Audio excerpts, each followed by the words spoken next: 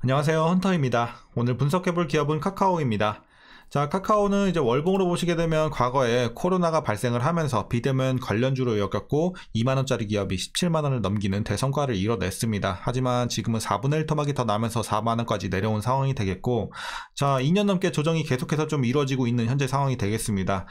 자, 그 배경에는 어쨌든 여러가지 이슈들, 도덕적 이슈들도 있지만 금리가 계속해서 좀 오르는 상황에서 성장주로서는 악화가 될 수밖에 없는 것들도 이제 크게 좀 작용을 하고 있는 상황인데요. 최근에 이제 파월도 긴축을 계속해서 좀 지속을 하겠다는 이런 발언을 하면서 어쨌든 계속해서 하락을 이끌어내고 있는 상황이 되겠습니다.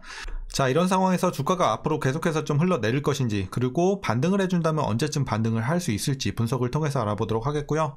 지금은 대부분 물려 계시는 구간으로 판단이 되고 있습니다. 그래서 여러분들 다양한 평단에 따라 어떤 식으로 대응을 해야 될지, 그리고 지금은 많이 내려왔기 때문에 저가 매수의 기회일지, 그리고 목표가를 본다면 어디까지 봐야 될지, 이런 투자 전략까지 함께 알아보도록 하겠습니다. 자, 이어서 수급 상황입니다. 한 달 기준으로 개인이 샀고요. 외국인과 기관이 팔았습니다. 이제 최근까지도 같은 스탠스 유지해주고 있는 상황에서 이제 외국인과 기관이 던지는 물량을 계속해서 개인이 받고 있는 상황이 되겠습니다. 하지만 이제 역부족인 상황이고 계속해서 주가의 하락을 이끌고 있는 이제 외국인과 기관이 되겠고요. 자, 이어서 공매도 비중 살펴보시면 최근에 굉장히 급격하게 올라온 것을 확인할 수 있습니다. 이제 과거에도 어쨌든 뭐 낮진 않았어요. 과거에도 좀 높은 편이긴 했는데 최근에 다시 한번 좀 올라온 모습 보여주고 있고요.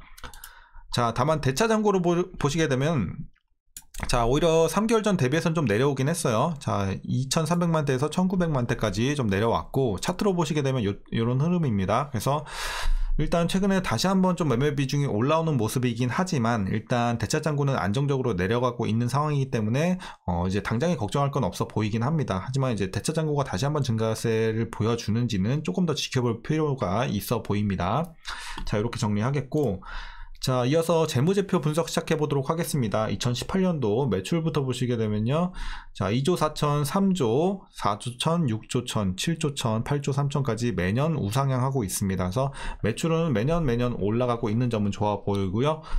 다만 영업이익 보시게 되면, 자, 700, 2천, 4천, 6천, 자, 5,800, 5천. 최근에 좀, 자, 재작년에 이제 고점을 찍고 나서 조금씩 내려오고 있어요. 그래서 영업이익은 좀 아쉽게도 내리고 있는 상황이지만, 뭐 그렇다고 해서 엄청난 폭으로 내리고는 있지 않아요. 하지만 이제 우하향하고 있는 최근의 상황이 되겠고, 다만 당기순이익이 좀 큰 폭으로 내리고 있어요. 1조 6천에서 1조 3,800까지 좀 크게 내리고 있는 상황이 되겠습니다. 자, 일단 분기로 잠깐 짚고 넘어가시면, 전년 대비 우리가 좀 비교를 해봤을 때, 자, 일단 2분기 눌렸죠. 2분기 눌리고, 자, 3분기에는 2분기만큼은 아니지만 여전히 조금 눌릴 것으로 판단이 되고 있어요. 하지만 이제 전년 대비해서 늘어나는 건 4분기부터 시작이 될 것으로 보여집니다. 그렇기 때문에 내년도 그렇고요. 그래서 일단은 턴어라운드, 이제 전년 대비 턴어라운드는 일단 4분기부터 시작이 될 것이다. 그래서 실적 개선은 이제 4분기부터 우리가 좀 기대해 볼 수 있는 상황이 되겠고요. 자, 부채 비율 보시게 되면 40, 50, 60, 60, 60, 70 이런 식으로 좀 올라가고 있어요. 하지만 여전히 100 언더의 낮은 비율을 보여주고 있기 때문에 우리가 크게 걱정할 건 없는 부채 비율, 이렇게 좀 말씀드리겠습니다. 자, ROE 보시게 되면 과거에는 지지부진했습니다. 1-2, 그리고 재작년과 작년이 상당히 좋았죠. 17, 13 기록을 해주면서 좋은 수익성 나타냈습니다.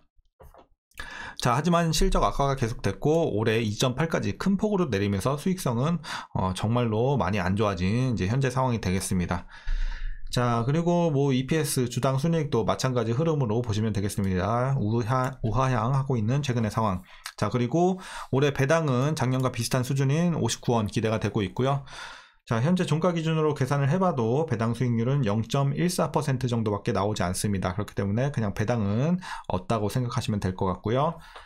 자, 현재 이제 PER은 50배, PBR은 1.13배 나오고 있습니다. 그리고 현재 주가 밸류에이션 상황, 지금 저평가 구간처럼 보이겠지만 고평가 구간입니다. 지금 비싼 구간으로 보시면 되겠습니다. 왜냐하면 실적이 많이 눌리고 있기 때문이죠.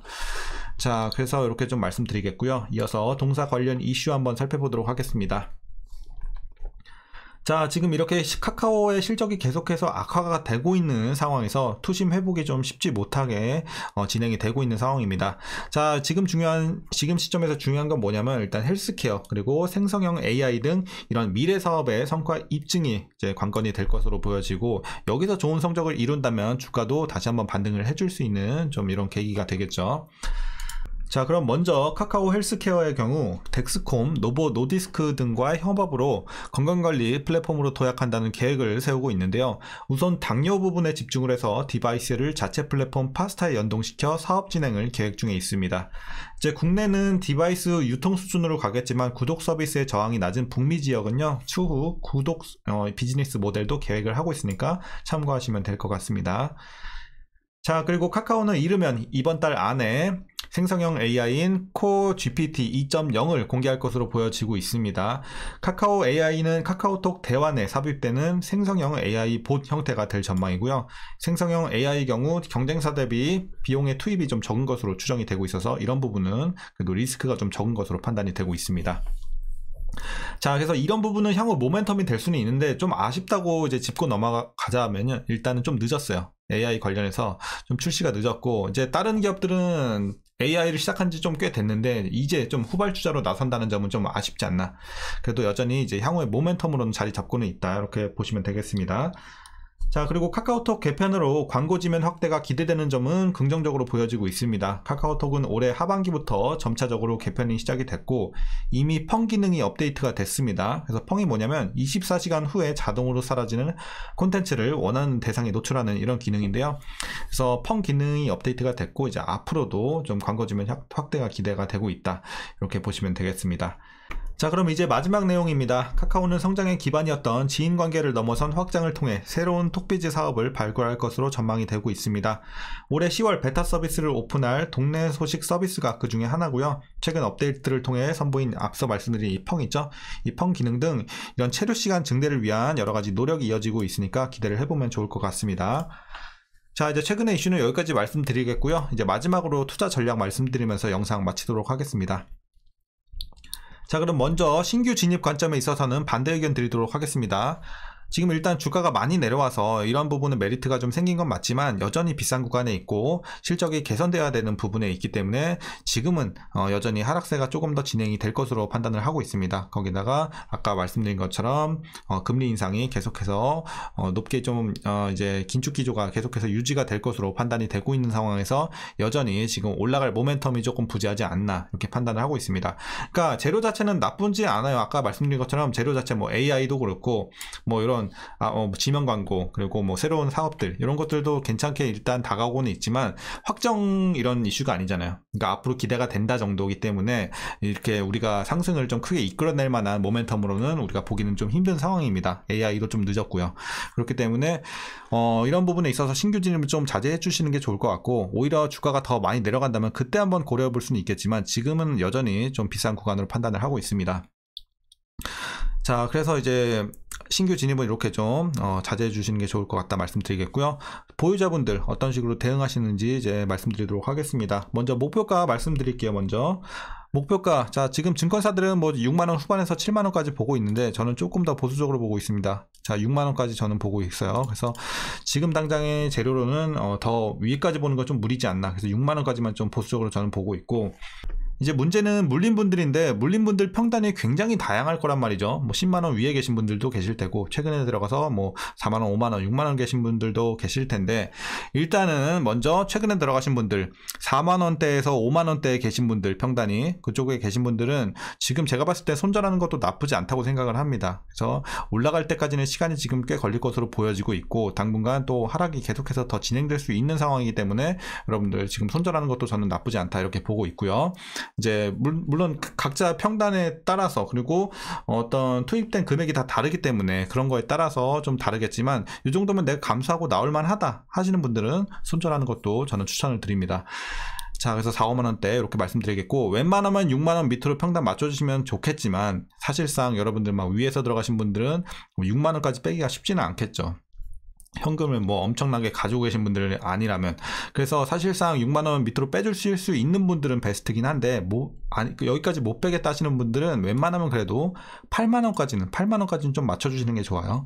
그래야지 여러분들이 그래도 좀 어느 정도 좀 시간을 두고 나올 수 있는 이런 여력을 기대해 볼 수 있을 것 같지만, 만약에 8만원 위에 가지고 계신다 그러면 상당히 기간이 오래 걸릴 것으로 판단이 되고 있습니다. 나오는 데까지. 그래서 사실상 8만원 위에 계신 분들, 그러니까 8만원 이하로 못 뺄 것 같아요 하시는 분들은 일단은 어떻게 보셔야 되냐면, 사실상 그냥 요 주식을 당분간 쳐다보지 마세요. 그게 제가 봤을 때는 최소 1, 2년 그냥 묻어두신다는 생각으로, 1, 2년은 그냥 없는 주식이다 생각하고 묻어두신다는 느낌으로 가져가셔야 돼요. 이거 뭐 매일 본다고 여기까지 올라갈 그것도 아니고 지금 상황에서. 그러니까 여러분들 괜히 스트레스만 받고 오히려 다른 보유 중인 주식에 영향을 미칠 수밖에 없는 상황이기 때문에, 오히려 멘탈 관리 측면에서 그냥 묻어둔다, 그냥 김장독 묻어두듯이 그냥 없는 주식이다 셈치고 가져가시는 게 저는 맞다고 보고 있습니다. 그래서 향후에 좋은 센 모멘텀이 나온다면, 그리고 여러분들이 이제 더 물을 탈 수 있는 이런 현금이 생긴다면 그때 더 낮추시면 되겠죠. 그래서 그때까지는 잘 보유하시면서 좀 묻어두시는 게 좋다고 맞는 전략이라고 판단을 하고 있습니다. 그래서 각자 구간에 따라서 제가 말씀드린 대로 한번 참고해서 대응해 보시면 좋을 것 같고, 이제 반등하는 시기도 많이들 궁금해 하실 거예요. 근데 당분간은 좀 힘든 구간이 계속해서 지속이 될 거지만, 반등하는 구간을 일단은 제가 봤을 땐 여러 가지 조건이 좀 필요해요. 첫 번째, 국내 증시가 좀 안정이 돼야 돼요. 그리고 두 번째는 금리가 좀 완화가 돼야 된다는 이런 소식이 들려와야겠죠. 대표적인 성장주다 보니까. 그래서 금리 인하 관련된 이슈가 나올 때까지 여러분들 좀 기다리셔야 되지 않을까. 본격적인 상승은 그렇게 말씀드리겠고, 또한 이제 강한 모멘텀이 좀 필요합니다. 이제 AI도 지금은 큰 모멘텀으로 작용하기 힘들어요. 일단 후발주자기도 하고, 그래서 이런 부분도 좀 아쉽지만 어쨌든 올라갈 만한 좀 더 강한 모멘텀이 나와줘야 되고, 그리고 마지막으로 네 번째는 더 이상의 이런 도덕적 이슈가 나오지 않아야 돼요.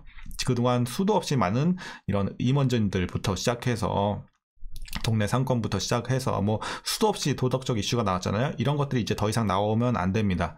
물론 이미 이미지가 많이 망가진 건 맞지만, 더 이상 또 나온다면 이제 주가는 거기서 더 꼬꾸라질 수 있는 상황이기 때문에, 그리고 올라갈 수 있는 힘을 잃어버릴 수 있기 때문에 그런 이슈가 나오지 않아야 되는 상황에서 주주 친화 정책까지 펼치면 더 좋긴 하겠죠. 이렇게 좀 여러 가지 조건이 좀 필요하다고 말씀드리겠습니다. 그래서 어쨌든 최소 이제 올해 말 정도에는 그래도 어쨌든 실적으로만 보면 이제 반등을 좀 할 수 있는 계기는 분명히 오긴 하겠지만, 이제 잠깐 반등하는 게 큰 의미가 없잖아요. 지금 물려 계신 구간이 여기 위에 많은데. 그래서 추세적인 큰 흐름의 이런 상승이 나오려면 이런 조건들이 필요하다, 이렇게 말씀드리겠습니다. 그래서 여러분들 잘 버티시라고 말씀드리겠고, 자, 이제 아까 말씀드린 것처럼 정리할 수 있는 분들은 지금이라도 이제 손절해서 정리하시는 것도 좋은 방법이겠습니다. 자, 이렇게 정리하겠습니다. 오늘 말이 좀 길어졌는데, 여러분들 오늘 영상도 유익하셨다면 구독과 좋아요 한 번씩 부탁드리겠고요. 자, 오늘 장도 고생들 많으셨고 시청해 주셔서 감사합니다.